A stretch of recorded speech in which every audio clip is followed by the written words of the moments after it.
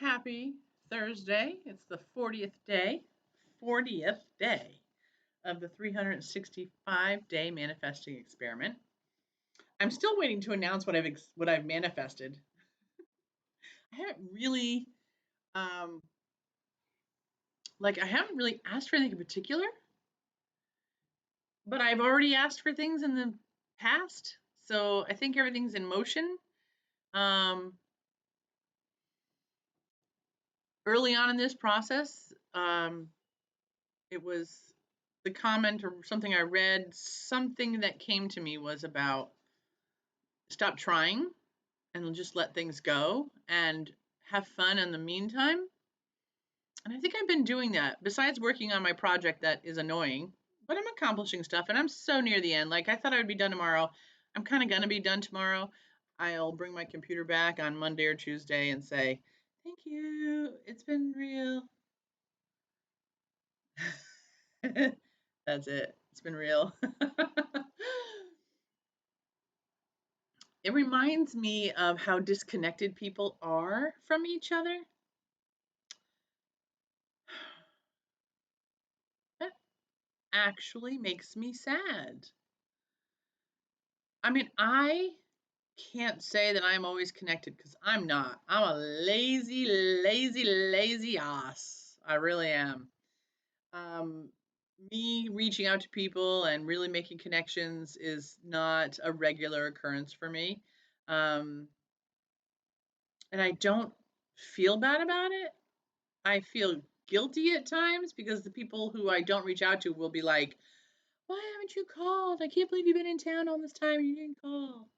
And I want to go like, "I'm too tired and lazy." And I don't mean it in a negative way against myself either. Like it's not like I'm too tired and too lazy. I'm too tired and too lazy. I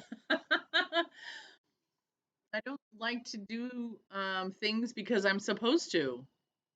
I like to do things because I'm inspired to. And it doesn't mean I don't care about people or love them. As a matter of fact, I put a lot of effort into people emotionally, energetically, consciously, vibrationally. I do not make you casseroles and bring them to your house and drop them off. I do not invite people to my house. I do not go to people's houses. I am a little bit, I don't really understand it. I'm a little bit, maybe it's a mild anxiety. I do not go into people's homes and feel, most people, I would say 85% of, I think I used a statistic the other day too, and I think it was like 85% or 90. So I think all my statistics are 85% or 90, but I was gonna say 85% of the time, 90. I'm really not comfortable. You invite me to your house, you're gonna be like, why don't we meet somewhere? I'm really more comfortable in public. So don't ask me what. Maybe somebody's a psychologist out there that can let me know what that is, okay?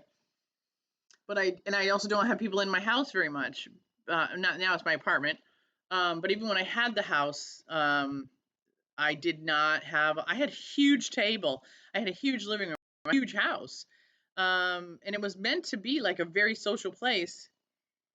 And I always imagined I'd have a lot of people, and I really didn't. I just didn't. So anyway, I don't know what that's about. Okay. However, having said that, I still have FOMO. The other day I talked about FOMO, fear of missing out. I have spent, and I was going to say, I think as I age, I get more FOMO, but it's not true. I was actually analyzing it and I'm like, it's not true.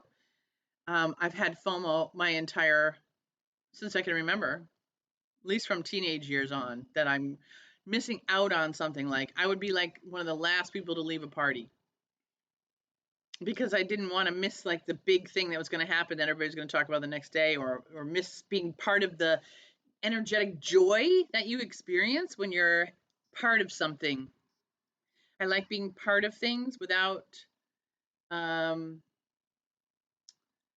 without making it last. Maybe I'm commitment phobic. I don't really know. I'm just going all out. I'm just saying what's coming out of my mouth. Okay. So fear of missing out. This fall, I went on a trip to Sicily, and I was there a month, and with the group of people that were also on this trip, it was great. It was called Remote Year, and it's a great program where you can go somewhere for a month, and you pay for the month. They give you an apartment or a shared apartment, depending on what you want, and you live like a local.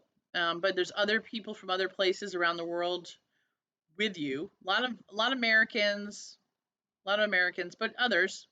Um, and there's people who run the programs that are from everywhere. And so anyway, so went to Sicily, and one of the leaders of the group, which again, you don't have to hang out with them if you don't want to. You could do whatever you want. So you're not there for any purpose but to stay the month. And you have other people around you if you want to socialize, which was fun at times. Other times it felt like I was in high school trying to compete for friendship. Whatever. FOMO. Somebody's having a better time than I am. I gotta go. I gotta go. So one of the leaders of the group said that you need to be careful of FOMO when you're on these trips because you'll burn yourself out. And so she said you really need to start thinking about JOMO, which is the joy of missing out. And I realize I am a huge JOMO person because I often say no to social events. Even though I'm afraid of missing out, I have more joy saying no and staying home and doing my own thing. So when it comes to manifesting, why do I tell you all this? Because when it comes to manifesting, you have to be in that place that feels up, good, strong, positive, solid, joyful, loving, fearless. FOMO is not fearless, joyful, loving, strong. It's angst, it's scarcity, it's anxiety, it's uh, urgency, compulsion, it's falseness because you act like I'm talking from my own experience, you kind of act like a moron when you're in a FOMO zone. People feel desperation. You can feel it. You know what I mean? So anyway, and I run around with that sometimes. I do. I run around with it, and I know that's some of my limitations. So how much FOMO do you have versus how much JOMO do you have? So get more JOMO. What makes you happy? Truly, what makes you happy? In your quiet places, what makes you happy? Okay. See you tomorrow.